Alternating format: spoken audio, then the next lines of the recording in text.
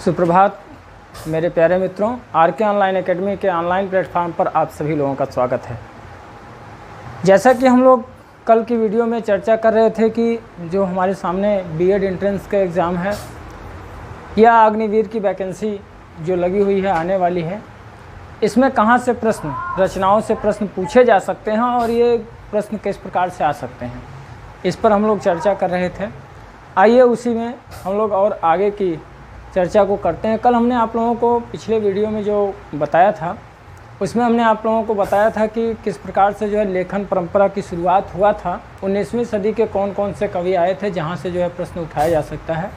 आइए उसी की कड़ी में हम लोग अब आगे की बातें करेंगे, आगे की चर्चा करेंगे, कहाँ से इसके प्रश्न बन सकते हैं और किस प्रकार से प्रश्न इसके जो है पूछे जा सकते हैं। और मैं जहाँ तक विश्वास कीजिए कि जहाँ तक जो है बताने का प्रयास करूँगा कि आपके सभी के सभी प्रश्न जो हैं वो आराम से, अगर रचना से पूछे गए, स्वाभाविक है पूछा जाएगा, वो आपका जो है पूरा प्रश्न यहाँ से फंसेगा। और मैं आज जो है आदिकाल से भक्तिकाल, रीतिकाल, आधुनिक काल तक प्रयास करूँगा कि आपको जो है पूरा बता दूँ। फिर इसके बाद नेक्स्ट वीडियो में आपका जो होगा 2 वीडियो में व्याकरण कंप्लीट करके दे दूँगा। और आशा नहीं, हमको विश्वास रहेगा कि आप लोग अगर एक बार बढ़िया से अच्छे से वीडियो को देख करके जाएंगे तो हिंदी में आने वाले प्रश्न जो होंगे वो आप आराम से, बहुत आराम से कर ले जाएंगे। आइए हम लोग आज के अगले सेशन की शुरुआत करते हैं। तो देखिएगा, जब आचार्य रामचंद्र शुक्ल ने हिंदी साहित्य का इतिहास लिखा 1929 में, तो वहीं पर जो है इन्होंने क्या किया, इसको कई भागों में जो है विभाजित भी किया। जैसे आपका आदिकाल हो गया, फिर उसके बाद भक्तिकाल हो गया, रीतिकाल हो गया, आधुनिक काल हो गया। इस प्रकार से इन्होंने इसको जो है विभाजित किया था। आदिकाल के नामकरण से कुछ प्रश्न पूछे जाते हैं कि आदिकाल को किसने क्या क्या कह करके पुकारा है। तो ध्यान रखिएगा, क्योंकि सबसे पहली बात तो आचार्य रामचंद्र शुक्ल ही पूछे जाते हैं। आचार्य रामचंद्र शुक्ल पूछे जाते हैं, स्पष्ट रूप से याद रखिएगा।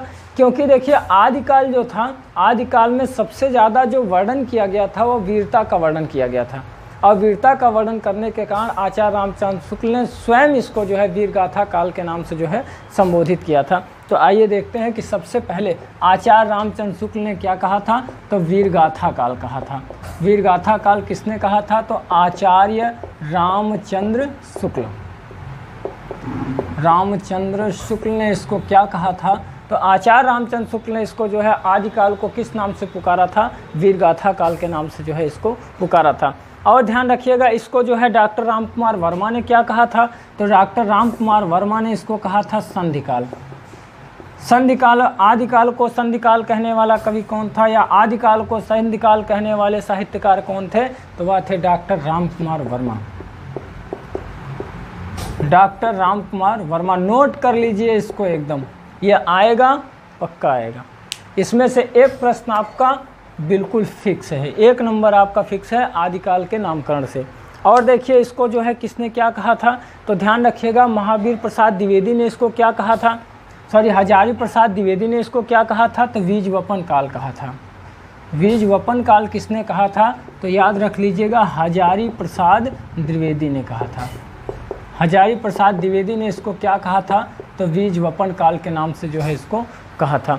इसके साथ में ध्यान रखिएगा, मिश्र बंधुओं ने क्या कहा था, मिश्र बंधुओं ने इसको जो है प्रारंभिक काल या इसी को जो है आरंभिक काल के नाम से जो है पुकारा था, या इसका नामकरण किया था। प्रारंभिक काल या आरंभिक काल कहने वाले कौन थे, तो स्पष्ट रूप से याद कर लीजिएगा, वे कौन थे, मिश्र बंधुओं थे। मिश्र बंधुओं ने सर्वप्रथम इसको जो है क्या कहा था, प्रारंभिक या आरंभिक काल जो है इसको कहा था। और इसके साथ में ध्यान रखिएगा, विश्वनाथ प्रसाद ने इसको जो है किस नाम से पुकारा था, तो देखिए वीरकाल कहा था। डॉक्टर गणपति चंद्र शुक्ल ने इसको जो है अनशून्य काल कहा था, या इसको प्रारंभिक काल कहा था। डॉक्टर धीरेन्द्र वर्मा ने जो है अभ्रंश काल के नाम से इसको नामकृत किया था। और जॉर्ज ग्रियर्सन ने जो है इसको चारण काल से कहा था। जॉर्ज ग्रियर्सन का भी नोट आप कर लेंगे। जॉर्ज ग्रियर्सन ने इसको क्या कहा था, तो स्पष्ट रूप से ध्यान रखिएगा, चारण काल कहा था। चारण काल, आदिकाल को चारण काल कहने वाला साहित्यकार कौन था, तो याद रखिएगा, जॉर्ज इब्राहिम ग्रियर्सन, या जॉर्ज ए ग्रियर्सन ने इसको क्या कहा था, तो जॉर्ज ए ग्रियर्सन ने इसको क्या कहा था, चारण काल जो है इसको कहा था। आइए हम लोग अब आगे के देखते हैं कवियों के बारे में और उनकी रचनाओं के बारे में स्पष्ट रूप से जानने का जो है वो प्रयास करते हैं। स्क्रीनशॉट आप लेते रहिए इसका, और वीडियो को जो है अन्य लोगों तक भी शेयर कर दीजिए। जो लोग भी भाई बहन हमारे एंट्रेंस की परीक्षा देंगे, बीएड एंट्रेंस की, उनके लिए यह बहुत कारगर होगा।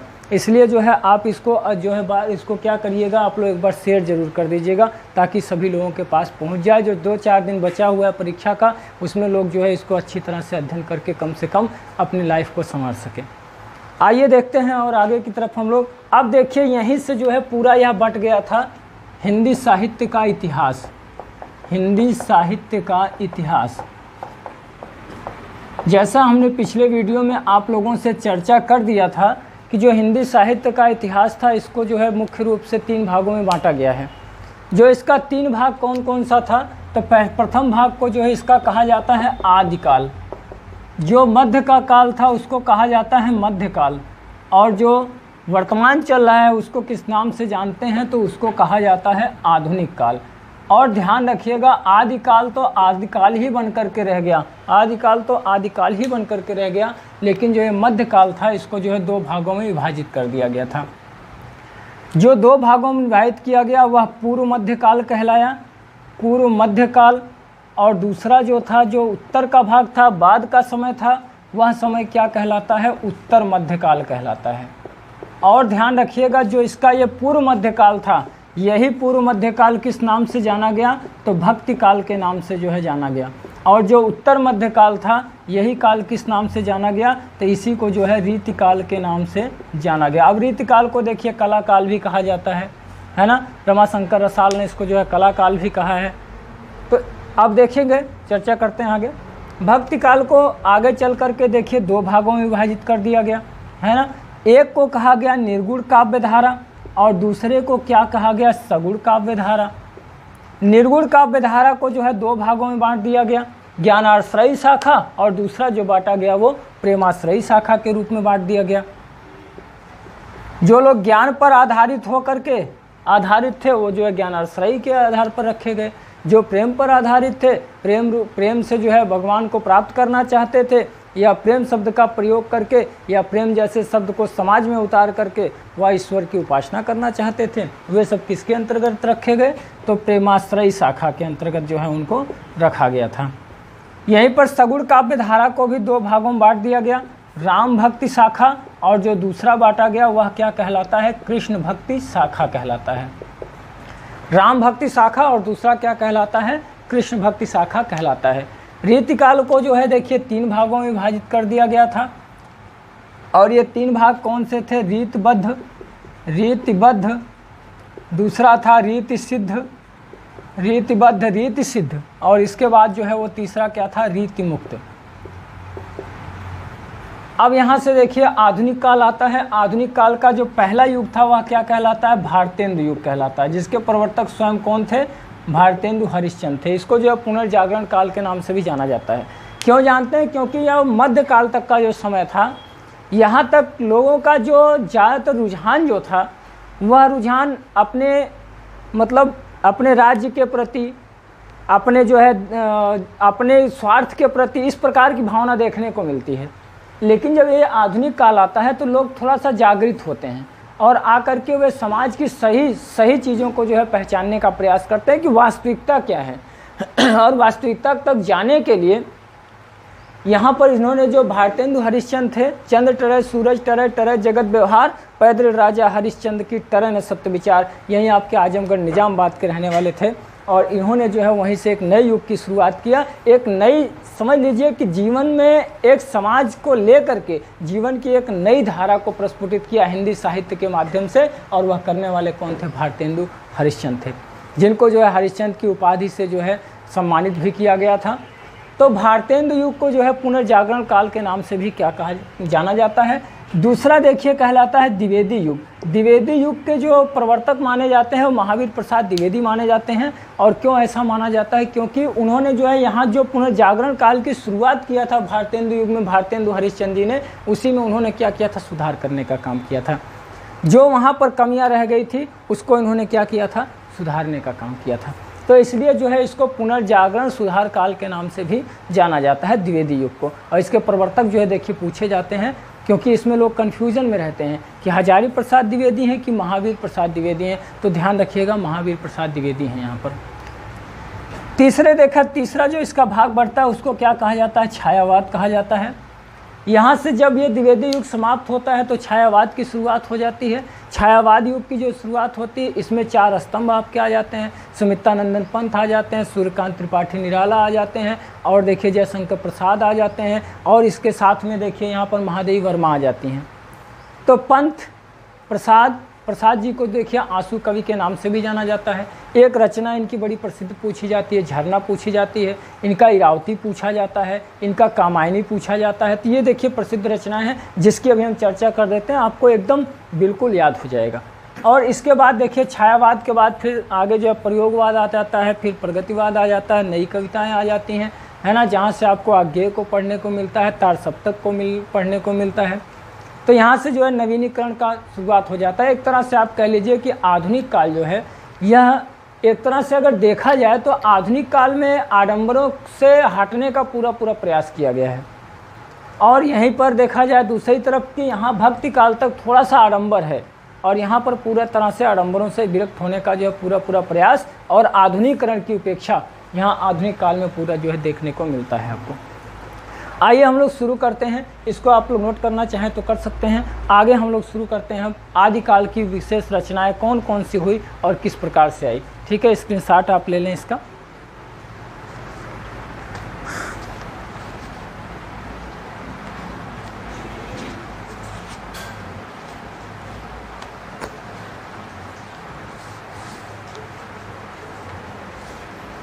आइए देखते हैं अब आगे इसको। आदिकाल और आदिकाल की प्रमुख रचनाओं की चर्चा हम लोग अब यहाँ से जो है करेंगे पूरी तरह से। आदिकाल से देखिए कौन कौन से प्रश्न पूछे जाते हैं। आदिकाल, सबसे पहली बात तो अगर हम लोग आचार्य रामचंद्र शुक्ल की बात करें तो इन्होंने इसको वीरगाथा काल के नाम से जो है जाना है। दूसरी बात याद रखिएगा, जो इसका समय पूछा जाता है, तो अगर सदी में पूछा जाए तो स्पष्ट रूप से याद रखिएगा कि यह 10वीं सदी से लेकर के कब तक का इसका समय है, 14वीं सदी तक का इसका जो है समय माना गया है। अगर इसके संवत की बात की जाए तो 1050 से 1375 तक का इसका जो है क्या है, संवत है। 1050 से लेकर के 1375 इसकी क्या कहलाती है, संवत कहलाती है। अगर इसके सन की बात की जाए तो 993 ईस्वी से लेकर के 1318 ईस्वी तक जो है इसका समय दिया गया है। तो ध्यान रखिएगा कब से कब तक का इसका समय है, तो 993 ईस्वी से लेकर के कब तक का समय है, 1318 ईस्वी तक का जो है इसका समय माना जाता है आदिकाल का। और यह ध्यान रखिएगा कि संवत जो है हमेशा 57 साल बड़ा होता है, किससे, सन से बड़ा होता है, क्योंकि हमारे देश का है ना, हमारा देश हमेशा सबसे आगे रहता है, सन में भी आगे रहता है। देखिए सन जो है 1378 है, तो संवत कितना है, 1375 है। ये भारत भूमि है, हमेशा सबसे ऊपर रहती है। तो समय जो इसका देखिए निर्धारित किया गया है, स्पष्ट रूप से ध्यान रखिएगा। अगर सदी की बात करेंगे तो 10वीं से 14वीं सदी, संवत की बात करेंगे तो 1050 संवत से लेकर के 1375 संवत, सन की बात करेंगे तो 993 ईस्वी से लेकर के 1318 ईस्वी तक का इसका जो है वह सन रखा जाता है। अब ये क्यों रखा जाता है, कैसे कैसे इसको रखा गया है, क्योंकि उतना समय नहीं है कि आपको हम पूरा विस्तृत इसको बता सकें। हाँ, लेकिन अगर जो है आप लोग हमारे क्लास में रहेंगे तो स्पष्ट रूप से मैं इसको जो है पूरी विस्तृत करने का प्रयास करूँगा। आइए आगे हम लोग देखते हैं, क्योंकि आज हमको टॉपिक पर बात करना है कि कम समय में हम अधिक से अधिक आपको दे सकें जो आपकी परीक्षा के उपयोगी हो सके। आइए आगे देखते हैं हम लोग। अब आदिकाल की रचनाएँ कौन कौन सी होती हैं और कौन कौन से कवि आते हैं। वैसे तो देखिए आदिकाल को हम लोग अपनी सुविधा के लिए 7 भागों में जो है इसको बांट लेते हैं। और सबसे पहले इसके शुरू होता है अपभ्रंश काल। सबसे पहला शुरू क्या होता है इसका, अपभ्रंश काल। देखिए यहाँ से आपकी रचनाएं नहीं पूछी जाएंगी बीएड एंट्रेंस की परीक्षा में, केवल कवि का नाम जो है 2-4 कवियों का नाम आप जो है ध्यान में रखिएगा। जो मेन है उसको हम आपको जो है बताने का पूरा प्रयास करते हैं। अब यहाँ से देखिए कौन सा प्रश्न आपके बीच में जो है आ सकता है अपभ्रंश काल से। तो स्पष्ट रूप से याद रखिएगा कि सबसे पहली बात कि आदिकाल में ये ध्यान रखिएगा, आदिकाल में जो है युद्धों की सजीवता का वर्णन है, यह स्पष्ट रूप से याद रखिएगा। दूसरी बात हम जब देखते हैं कि अपभ्रंश काल, देखिए 7 भागों में इसको मुख्य रूप से बांटा गया है। अपभ्रंश काल, सिद्ध साहित्य, फिर उसके बाद नाथ साहित्य, जैन साहित्य, रासो साहित्य, फिर इसके बाद जो है लौकिक साहित्य, उसके बाद जो है गद्य साहित्य। ये 7 भागों में जो है इसको विभाजित करके हम लोग पढ़ते हैं, तो हमें पढ़ने में जो है सरलता होती है और आपको भी पढ़ने में सरलता होती है। अपभ्रंश काल के सबसे प्रसिद्ध कवि जो माने जाते हैं वह कौन है? स्वयंभू हैं। हालांकि इनकी 3 रचनाएं हैं, इनकी जो है 3 रचनाएं हैं, परमचर्यौ, रिठ जेमचर्यौ और तीसरा जो है वो स्वयंभू छंद है। लेकिन यहाँ से कोई रचना आपके प्रश्न में नहीं पूछी जाएगी। एक चीज़ आपका पूछा जा सकता है कि आदिकाल का कालिदास किसे कहा जाता है? आदिकाल का कालिदास किसे कहा जाता है? तो स्पष्ट रूप से याद कर लीजिए, आदिकाल का कालिदास किसे कहा जाता है? तो स्वयंभू को कहा जाता है। दूसरी बात आपका प्रश्न आ सकता है कि इसके दूसरे कवि कौन से हैं? तो इसके दूसरे कवि जो हैं वो पुष्यदंत हैं। इसके बाद देखिए तीसरे कवि यहाँ से इसके पूछे जा सकते हैं, तो ध्यान रखिएगा धनपाल हैं। हालांकि देखिए पुष्यदंत की भी जो है वो रचनाएं हैं, महापुराण है, दूसरा रयकुमार चर्यौ है, फिर इसके बाद जो है जसहर चर्यौ है। इनकी 3 रचनाएं हैं, लेकिन यहाँ से आपकी पुष्यदंत की कोई रचना नहीं पूछी जाएगी। धनपाल की रचना पूछी जा सकती है। धनपाल की रचना याद रखिएगा, भविष्यत कहा, भविष्यत कहा, ये इनकी क्या रचना है? भविष्यत कहा इनकी जो है रचना है। इसके बाद एक अगले कवि हैं जो आपके लिए मेन रूप से इम्पॉर्टेंट है, स्टार लगा के रखिएगा इसको। अगले कवि हैं अब्दुल रहमान, अब्दुल रहमान। और अब्दुल रहमान की जो रचना है वह अवश्य आप नोट करिए, वह रचना कौन सी है? संदेश रासक, संदेश रासक है, संदेश रासक। और यह संदेश रासक किस प्रकार की रचना है? तो ध्यान रखिएगा, यह क्या है? एक खंड काव्य है। यह खंड काव्य, जो मेरे भाई बहन टीजीटी पीजीटी का एग्जाम देंगे वह भी इसको नोट कर लें। अब्दुल रहमान से पूछा जाता है प्रश्न कि अब्दुल रहमान ने कौन सी रचना किया? तो यह संदेश रासक किया था। संदेश रासक में खंड काव्य, अगर वास्तव में पूछा जाए ना कि आदिकाल सबसे पहले श्रृंगार रस की धारा कहाँ से निकली है, तो सबसे पहले श्रृंगार रस की जो धारा प्रस्फुटित हुई थी हिंदी साहित्य के क्षेत्र में, वह इसी रचना से हुई थी, संदेश रासक खंड से हुआ था। और इसके रचयिता कौन थे? तो अब्दुल रहमान थे। इसको लिखने वाले कौन थे? यह अब्दुल रहमान थे। यहाँ पर जो है पूरी तरह से नक्शिक वर्णन किया गया है, नायिका की सौंदर्य का वर्णन किया गया है। तो यहीं से एक तरह से आप कह लीजिए कि सबसे पहले सर्वप्रथम अगर श्रृंगार रस की धारा प्रस्फुटित हुई थी तो वह हुई थी कहाँ से? अब्दुल रहमान के द्वारा रचित संदेश रासक खंड काव्य से हुई थी। इसके बाद आपके आते हैं देखिए जोइंदू। जोइंदू की जो रचना है वो परमात्म प्रकाश है और योगसार दोहा काव्य है। एक रचना यहाँ से और पूछी जा सकती है राम सिंह की। राम सिंह की एक रचना है पाहुड़ दोहा, यहाँ नोट कर देते हैं इसको। राम सिंह की एक रचना है और वह रचना कौन सी है? पाहुड़ दोहा, पाहुड़ दोहा। यह एक रचना आपके लिए जो है इम्पॉर्टेंट हो सकती है, बहुत ज़्यादा इम्पॉर्टेंट नहीं है, 10% इम्पॉर्टेंट है, केवल इतना जान लीजिए। सबसे महत्वपूर्ण रचना यहाँ से आपका पूछा जाने वाला प्रश्न जो है ये स्वयंभू हो सकते हैं। एक प्रश्न और पूछा जा सकता है कि आदिकाल का प्रवर्तक किसे माना जाता है? तो आप स्पष्ट रूप से याद कर लीजिए, आदिकाल का जो प्रवर्तक माना जाता है वह स्वयंभू को माना जाता है। इसीलिए इन्हें जो है आदिकाल का कालिदास नाम से भी संबोधित इनको किया जाता है। तो स्वयंभू का हो गया आदिकाल का कालिदास, और दूसरी रचना याद रखिएगा अब्दुल रहमान का कौन सा है? संदेश रासक। यहाँ से 2 रचनाएं आपके लिए महत्वपूर्ण है, 2 रचनाओं को आप जो है स्पष्ट रूप से पढ़ करके जाइएगा। अगली रचना जो यहाँ देखिए शुरुआत होती है वह आपका आता है सिद्ध साहित्य। आप लोग इसका स्क्रीनशॉट ले लीजिए, फिर इसके बाद आगे हम इसको बताने का प्रयास करते हैं।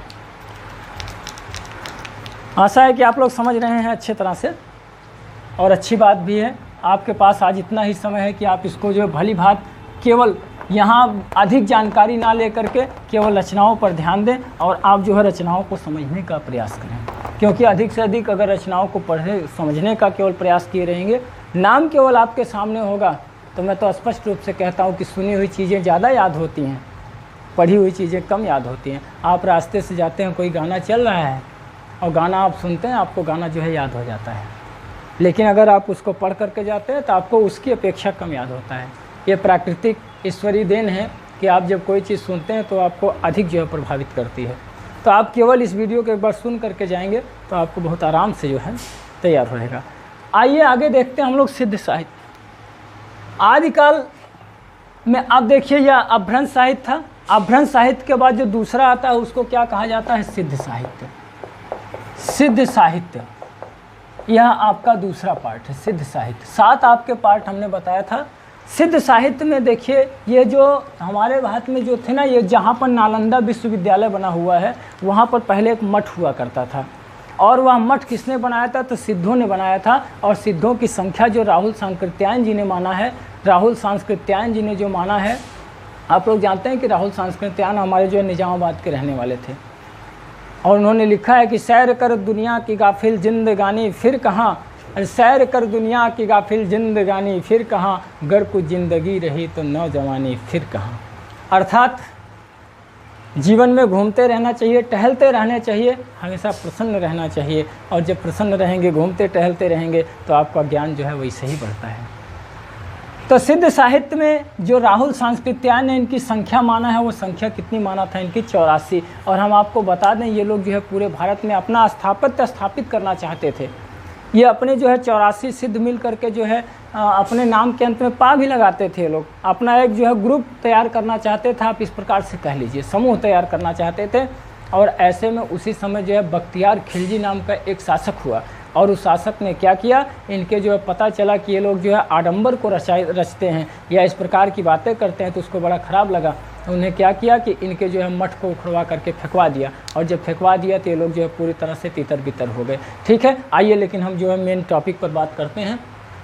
तो इनकी कुल संख्या देखिए, सिद्ध साहित्य में प्रश्न पूछा जाता है कि इनकी कुल संख्या कितनी है, तो स्पष्ट रूप से याद करिए कि इनकी संख्या जो है 84 है। इनके सबसे जो प्रमुख पूछे जाते हैं वो ध्यान रखिएगा, वो सरहपा पूछे जाते हैं, सरहपा पूछे जाते हैं। और सरहपा को जो है कई नामों से जाना जाता है, जैसे सरहपाद, सरोज वज्र, और इसके बाद जो है राहुल भद्र। ये 3 नामों से इनको जो मुख्य रूप से जाना जाता है। सरहपाद हो गया, सरोज वज्र हो गया, और राहुल भद्र, 3 नामों से जाना जाता है। वैसे भी आप पहचान जाएंगे, क्योंकि ये अपने नाम के अंत में जो है वो पा जोड़ा करते थे। हालांकि कुछ लोग नहीं जोड़े हैं, जैसे नागार्जुन हो गया, नागार्जुन ने नहीं जोड़ा है ना।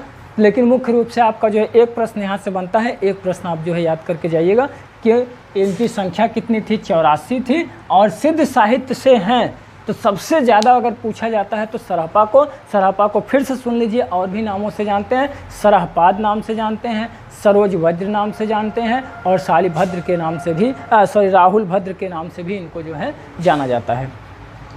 आगे आइए हम लोग देखते हैं जैन साहित्य। जैन साहित्य में कैसे कैसे जो है, इसमें कौन कौन से कवि आते हैं, तो जैन साहित्य पर ध्यान रखिएगा। तो जैन साहित्य में देखिए कौन कौन आता है। जैन साहित्य का अगर आपसे पूछा जाए कि इनके प्रवर्तक कौन हैं, जैन साहित्य का प्रवर्तन सबसे पहले किसने किया था, तो ध्यान रखिएगा सर्वप्रथम करने वाले कौन थे? देवसेन थे।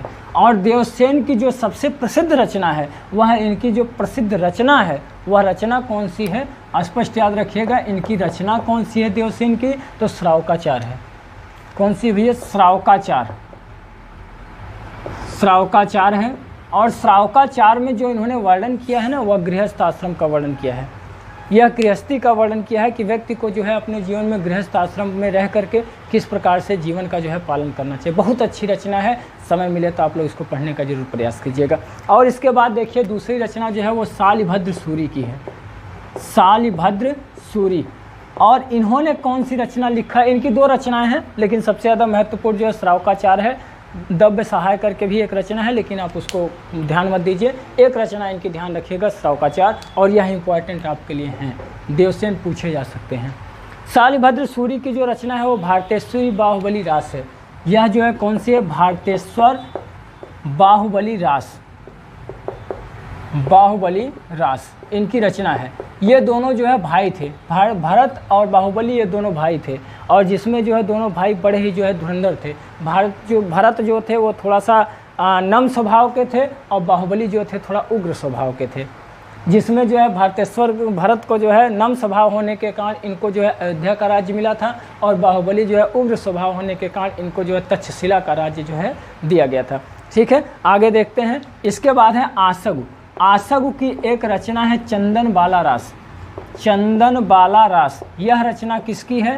तो यह रचना आप स्पष्ट रूप से कहेंगे कि आसुक की एक रचना है। नेक्स्ट देखिए, इसके बाद हैं विजय सेन सूरी हैं। विजय सेन सूरी की जो है वो रेवंतगिरी रास है। सुमितगढ़ हैं, और सुमितगढ़ की जो रचना है वो नेमिनाथ रास है। ठीक है। लेकिन सबसे ज़्यादा जो प्रसिद्ध रचनाएं आपकी यही है, ये 3 रचनाओं को आप जो है पढ़ करके जाइएगा। मैं जो है दावे के साथ कहता हूँ कि आपका जो है प्रश्न जरूर यहाँ से फंसेगा। आगे देखते हैं हम लोग नाथ साहित्य की तरफ। आप लोग स्क्रीनशॉट लीजिए इसका, या नोट कर रहे हो तो नोट कर लीजिए। आगे देखते हैं हम लोग, जैन साहित्य के बाद आता है नाथ साहित्य। यहाँ से खूब प्रश्न पूछा जाता है। नाथ साहित्य से आपके जो है अच्छे खासे प्रश्न बनते हैं। नाथ साहित्य, नाथ साहित्य का सबसे पहले प्रश्न आता है प्रवर्तक कौन है। सबसे पहला प्रश्न पूछा जाता है किसके प्रवर्तक कौन है। तो मेरे भाई थोड़ा सा आप लोग ध्यान दीजिएगा। जो पुस्तकें हैं, पुस्तकों में हालांकि बताया गया है कि नाथ साहित्य के जो प्रवर्तक है वह प्रवर्तक गोरखनाथ को माना जाता है। ठीक है, प्रवर्तक किसको माना गया है? गोरखनाथ को। लेकिन एक यहाँ पर मतभेद का प्रश्न आ जाता है। गोरखनाथ के गुरु का नाम था मतेंद्र नाथ या मच्छंदर नाथ भी उनको कहा जाता है। जो अभी आपका सुपर टेट का एग्ज़ाम हुआ उसमें प्रश्न आया हुआ था कि नाथ साहित्य के प्रवर्तक कौन हैं, तो वहाँ पर जो आयोग ने स्वीकार किया था वो मतेंद्र नाथ को किया था। जबकि सच्चाई यह थी कि हालांकि ये लोग जो है एक मठ बनाए थे गोरखपुर में, और जो मठ बनाए थे ये लोग, तो मठ में जो इनके गुरु थे यानी मतेंद्र नाथ, गोरखनाथ के गुरु जो थे मतेंद्र नाथ या मच्छंदर नाथ कहा जाता है। और ये जो मतेंद्र नाथ और मच्छंदर नाथ थे, मतलब दोनों नाम एक ही है। और ये मच्छंदर नाथ जो थे ये थोड़ा सा बिलासी हो गए, और बिलासी हो जाने के कारण जो मठ की प्रक्रिया थी ना वो बिगड़ गई, और उसको संभालने का काम किसने किया था? तो गोरखनाथ ने किया था। इसीलिए साहित्यकारों ने जो है गोरखनाथ को क्या माना था? इनका प्रवर्तक माना था। आप अपने विकल्प के अनुसार देख लीजिएगा।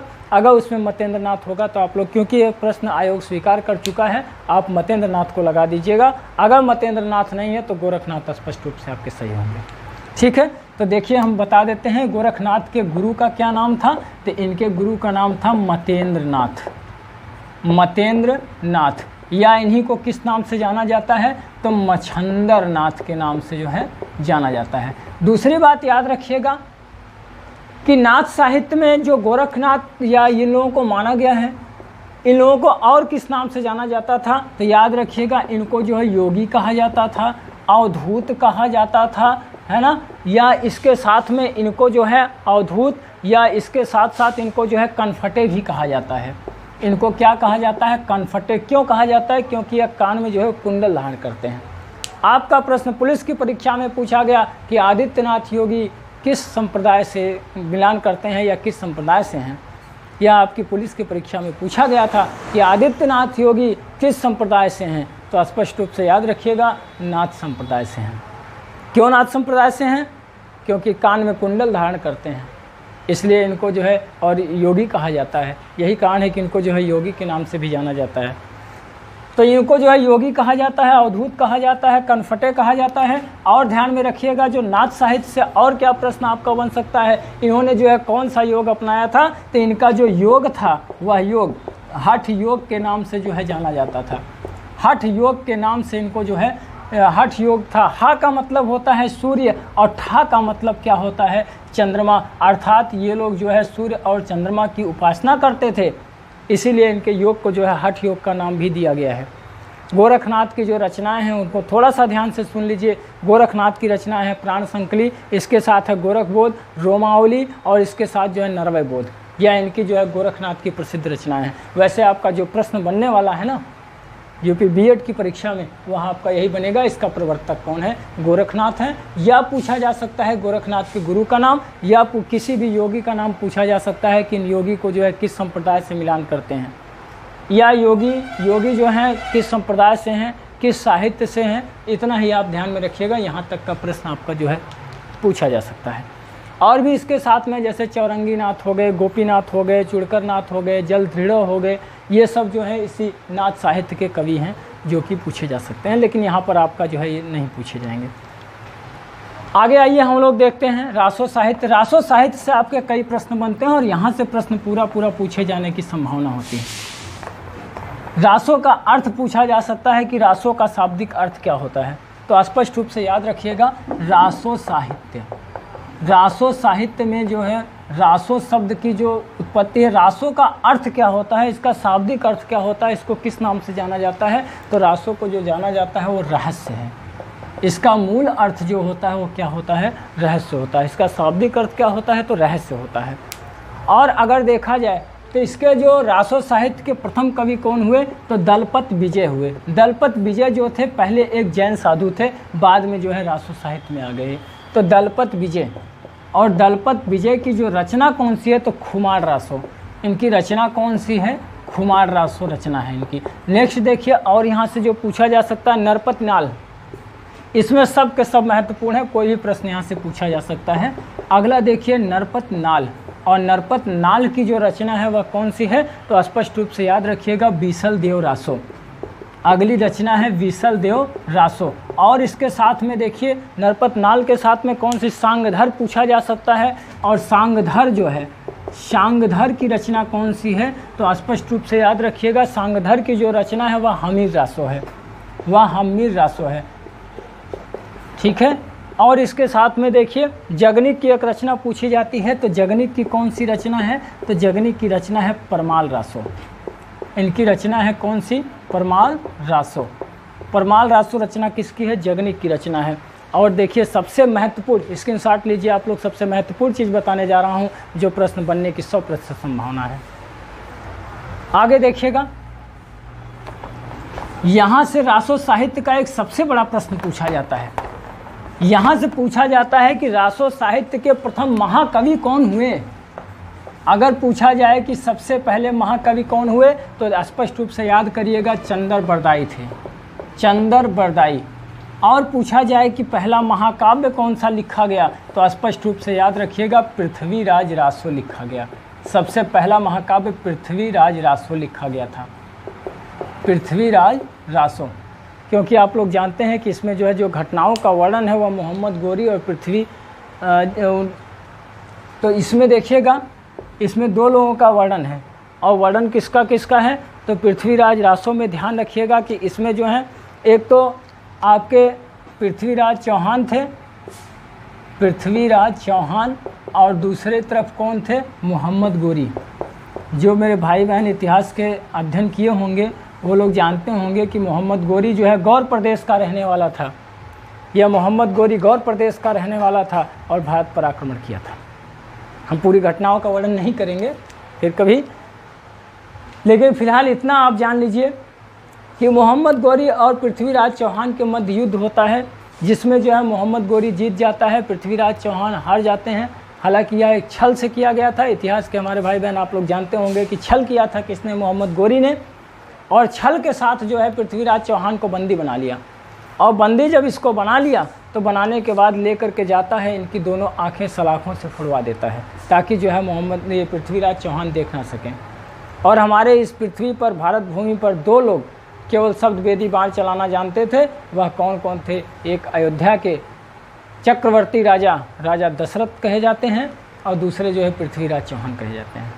चंद बरदाई कहता है कि मैं उस समय एक ग्रंथ लिख रहा था, पृथ्वीराज रासो, उसका प्रथम भाग मैं लिख चुका था। इसीलिए देखिए जो टीजीटी पीजीटी का एग्ज़ाम आप लोग हिंदी से देते हैं उसमें प्रश्न पूछा जाता है कि पृथ्वीराज रासो को किसने पूरा किया था। तो ये पृथ्वीराज रासो को चंद बरदाई ने नहीं पूरा किया था, इनके पुत्र जल ने पूरा किया था। और अगर देखा जाए शुरुआत किसने किया था, तो स्वयं चंद बरदाई ने किया था। तो चंद बरदाई कहता है कि मैं उस समय जो है यह ग्रंथ लिख रहा था, मैं पृथ्वीराज चौहान की जो है जीवनी का लिख रहा था, इनके बारे में लिख रहा था। उसी समय मोहम्मद गोरी ने क्या किया, पृथ्वीराज चौहान को जो है बंदी बना लिया। कहता है कि मैं वहाँ गया, ये कौन कहता है, चंद बरदाई। चंद बरदाई कहता है कि मैं जो है वहाँ पर गया और जा कर के मैंने स्वयं मोहम्मद गोरी से कहा, जबकि इतिहास की घटनाओं में ऐसा वर्णन नहीं है।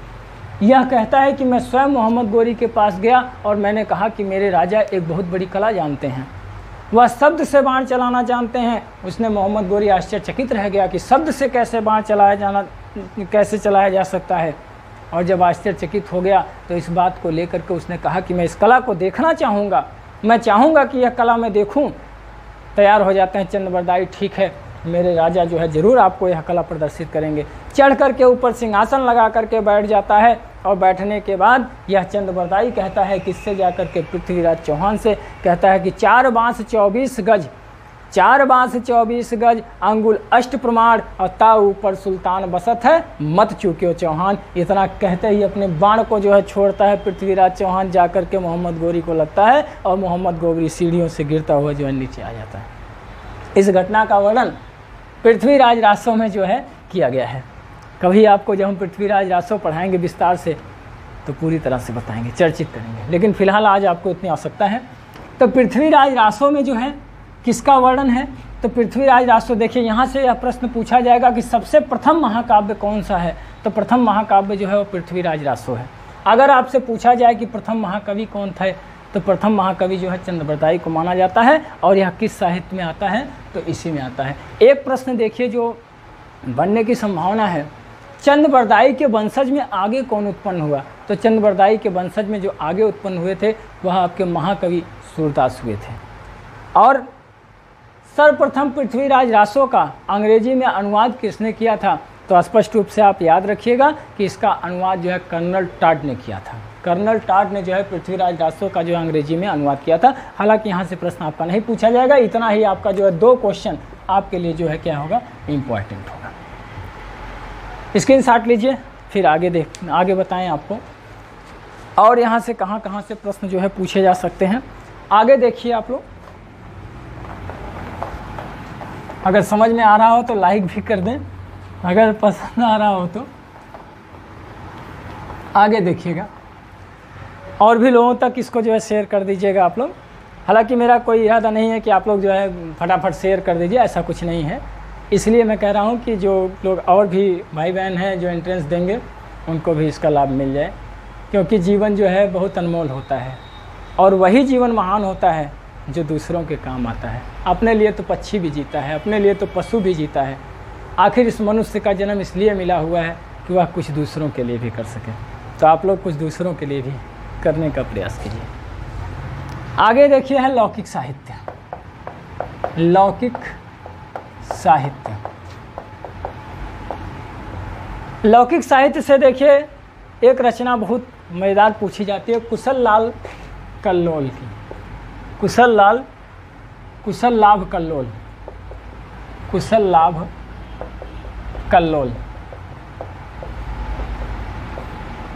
हमारे जो भाई बहन हमारे क्लास लिए हैं हमारा, वो लोग प्रसन्न हो रहे होंगे कि सर जी आज वो रचना बहुत अच्छी बता रहे हैं, कुशल लाल कल्लोल की, क्योंकि वो लोग बड़ा आनंद पाते हैं जब इसको बताते हैं। इसकी जो रचना इनकी जो रचना है वह रचना कौन सी है, ढोला मारूरा दुहा। ढोला मारूरा दुहा। ढोला नामक राजकुमार हैं, ढोला नामक राजकुमार हैं। ये ढोला नाम के कौन थे, राजकुमार थे। और मारवाड़ी नाम की जो है, मारूरा मतलब मारवाड़ी नाम की जो है वो राजकुमारी थी। इसमें इसी का वर्णन है। ढोला जो है, ये जो ढोला नाम के राजकुमार थे ये 3 वर्ष के थे, और राजा पुगल की पुत्री, पिंगल के रहने वाले राजा पुगल की पुत्री राजकुमारी मारवाड़ी थी। ये जो है 1.5 वर्ष की थी। तब दोनों लोगों का विवाह हो गया था। तभी दोनों लोगों का क्या हो गया था, विवाह हो गया था, शादी हो गया था, मैरिज हो गया था। तो अब इसीलिए, और आगे चल कर के फिर जो है ये ढोला जो है वहाँ से चले जाते हैं, और चले जाने के बाद मारवाड़ी जो है इनका इंतज़ार करती हैं। इंतज़ार करने के बाद डांडी यात्रा जाती है। डांडी यात्रियों से, जबकि इनका विवाह दूसरा भी हो चुका था, भूल चुके थे मारवाड़ी को। अंत में जो है क्या होता है, मारवाड़ी डांडियों के द्वारा जो है संदेशा भिजवाती है। उस संदेशा को जब ये पाते हैं, ढोला नाम के राजकुमार अपने पिता से पूछते हैं। इनके पिताजी कहते हैं हाँ तुम्हारा बचपन में विवाह हो चुका है। जब इस घटना को, इस बात को सुनते हैं ढोला, तो चले जाते हैं कहाँ, मारवाड़ी को लेने के लिए, और फिर दोनों लोगों का जो है आपसे मिलन हो जाता है। इसी घटना का वर्णन है, बहुत शार्ट में आपको बता दिए हम। आगे देखिए इसकी जो दूसरी रचना, तो ध्यान में रखिएगा यह रचना पूछी जा सकती है। देखिए यहाँ जो है रचना पूछी भी गई है, यहाँ से जो है इनका नाम भी पूछा जाता है कि ढोला मारूरा दुहा की नायिका का क्या नाम है, तो मारवाड़ी नामक इसमें जो है राजकुमारी है। अगली रचना हम लोग देखते हैं, आप लोग स्क्रीनशॉट ले लीजिए इसका या नोट कर लीजिए। अगली रचना जो इनकी देखिए, आगे जो रचनाएं यहाँ से पूछी जाती हैं, सबसे ज़्यादा पूछे जाने वाली रचना यहाँ से जो है अमीर खुसरो की है। अमीर खुसरो की रचना पूछी जाती है क्योंकि अमीर खुसरो से कई प्रश्न आते हैं। आमिर खुसरो को जो है किस नाम से जाना जाता है और इनका जन्म कहाँ हुआ था, तो एटा के पटियाली गांव में हुआ था। दूसरी बात याद रखिएगा, इनको जो है किस नाम से जानते हैं, तो ध्यान रखिएगा इनको जो है तोताए हिंद कहते हैं। इनको क्या कहा जाता है, तोताए हिंद। इनके जो तोताए हिंद नाम से इनको जो है जाना जाता है। और ध्यान रखिएगा खड़ी बोली का काव्य भाषा में सर्वप्रथम प्रयोग करने वाले कवि कौन थे, तो अमीर खुसरो थे। देखिए 2 प्रश्न यहाँ से आता है, खड़ी बोली का जनक किसको कहा जाता है, तो भारतेंदु हरिश्चंद्र को आधुनिक युग में जाकर के कहा जाता है। खड़ी बोली का सर्वप्रथम काव्य भाषा के रूप में प्रयोग करना किसको कहा जाता है, तो अमीर खुसरो को कहा जाता है। तो स्पष्ट रूप से याद रखिए खड़ी बोली का काव्य भाषा में प्रयोग करने का काम किसने किया था, तो यह कहा किसने किया था, अमीर खुसरो ने किया था। इनके गुरु का नाम भी पूछा जाता है, तो निजामुद्दीन औलिया इनके गुरु का नाम था। और इनका मूल नाम क्या था, इनका अमीर खुसरो का जो मूल नाम पूछा जाता है, तो याद रखिएगा इनका मूल नाम जो था वो अबुल हसन था। इनका मूल नाम क्या था, तो मूल नाम इनका था अबुल हसन था। ठीक है। और इसके साथ इनकी जो है रचनाएं पूछी जाती हैं, खुसरो की पहेलियाँ, खलीक बारी, मुकरियाँ, 2 सुखने गज़ल, यह इनकी रचनाएं हैं। खुसरो की पहेलियाँ, खालिक बारी, मुकरियाँ और 2 सुखने गज़ल, यह इनकी जो है सबसे प्रसिद्ध रचनाएं हैं। और यहाँ से भी प्रश्न इनके पूछे जाते हैं। और एक बात मैं आपको बता दूं, निचोड़ एकदम बता दूं आपको कि अगर आपसे जो है प्रश्न पूछा जाए, कौनों पहेली पूछ लिया जाए, कोई भी पहेली A to Z पूछ लिया जाए, पहेली आ जाएगी, तो आप लोग जो है अमीर खुसरो को लगा दीजिएगा। आपका गलत हो ही नहीं सकता है, कोई चांस ही नहीं है गलत होने का। कोई भी पहेली अगर 2 लाइन की आ जाए तो एकदम जो है सीधा गोला कर दीजिएगा, किस पर ले जा करके, वह ले जा करके अमीर खुसरो पर गोला करिएगा, आपका जो है कभी गलत नहीं होगा। आइए नेक्स्ट देखते हैं। इसके बाद गद्य साहित्य, आदिकाल का आखिरी रचनाएं, जो यहाँ से गद्य साहित्य की रचना पूछी जाती है। तो ध्यान दीजिएगा गद्य साहित्य की जो रचना है वह कहाँ से, गद्य साहित्य से क्या पूछा जाता है। गद्य साहित्य की सबसे बड़ी बात, एक बात याद रखिएगा कि जो गद्य साहित्य में रचनाएं की गई हैं वह रचनाएं कौन सी हैं, तो उसमें जो है चंपू काव्य लिखा गया है। इसमें कौन सा काव्य लिखा गया है, तो चंपू काव्य जो है यहाँ पर रचना किया गया है। चंपू काव्य किसे कहा जाता है, हिलाओ मत, हटो।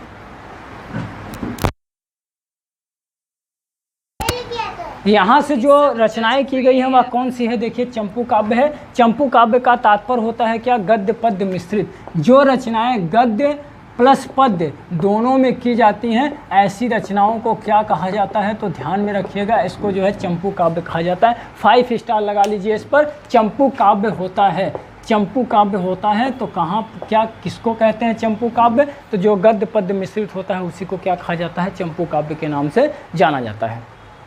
और इसके साथ यहाँ से देखिए रचना जो पूछी जाती है, रोड़ा कवि। रोड़ा कवि की एक रचना है, रचना कौन सी है इनकी, तो रचना है राउल वेल। राउल वेल यह सबसे पहली शिलांकित रचना है। शिलांकित का तात्पर्य होता है शिला पर अंकित रचना। सबसे पहली कौन सी की गई थी, तो राउल वेल की गई थी। और राउल वेल रचना किसकी है, तो रोड़ा की है। इसके साथ देखिए है पंडित दामोदर दास शर्मा। पंडित दामोदर शर्मा, और पंडित दामोदर शर्मा की जो रचना है वह उक्ति व्यक्ति प्रकरण है। इनकी जो रचना कौन सी है, तो उक्ति व्यक्ति प्रकरण। उक्त व्यक्ति प्रकरण रचना किसकी है, तो स्पष्ट रूप से याद करिएगा, यह किसकी है, दामोदर शर्मा की है। और इसके बाद जो है ज्योतेश्वर ठाकुर, जिनको जो है मैथिल कवि के नाम से जाना जाता है, देख लीजिएगा ज्योतेश्वर ठाकुर। यहाँ से प्रश्न पूछा जाता है कि मैथिल कवि के नाम से किसको जाना जाता है, तो ज्योतेश्वर ठाकुर। ज्योतेश्वर ठाकुर को जो है किस नाम से जानते हैं, तो स्पष्ट रूप से याद कर लीजिएगा, इनको जो है मैथिल कवि के नाम से जो है जाना जाता है। मैथिल कवि के नाम से इनको जाना जाता है। और जो इनकी रचना है वह रचना कौन सी है, तो वर्ण रत्नाकर है। इनकी रचना कौन सी है, तो वर्ण रत्नाकर है। वर्ण रत्नाकर यह इनकी जो है रचना है। ठीक है दोस्त, इस प्रकार से आप लोगों का आदिकाल की समस्त रचनाएं जो है वह पूर्ण होती है। अब इसके बाद हम लोग देखते हैं भक्ति काल को नेक्स्ट सेशन में। ठीक है, आज ही उसको भी हम लोग पढ़ेंगे नेक्स्ट सेशन में। ठीक है, थैंक यू। आप लोग दोहराते रहिए, धन्यवाद।